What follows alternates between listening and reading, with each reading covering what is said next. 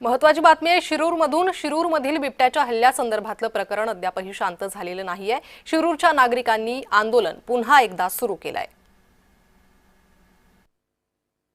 पिंपरखेड या ठिकाणी रोहनभूमी या 13 वर्षाच्या मुलावरती बिबट्याने हल्ला केला आणि या हल्ल्याच्या निषेधात मोठ्या प्रमाणात नागरिक संतप्त होताना पाहायला मिळत आहे। या ठिकाणी पुणे नाशिक रोड महामार्ग अडवण्याचा प्रयत्न केलेला आणि त्यानंतर खरं तर प्रशासनाच्या वतीनं हे बाह्य वळणाच्या माध्यमातून रस्तेच्या माध्यमातून वाहनांना मार्ग काढून दिला। त्यानंतर नागरिक आक्रमक होत जागोजागी टायर जाळलेले आहेत आणि यातूनच खरं तर आज बिबट्या जेरबंद झालेला आहे। मानव आणि बिबट्यांचा जो संघर्ष आहे तो पाहिला तर माणसाचे जे आज असंतोष या आंदोलनाच्या माध्यमातून दिसतोय। काय भावना आहे?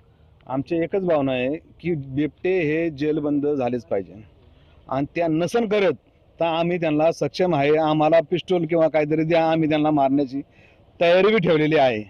आणि आमची बारके बारके मुलं आज बाहेर हिंडता येत नाही, आमचे मजुरांना शेतात जाता येत नाही, आम्हाला शेती ही कसल्या परिस्थितीत करता येईना।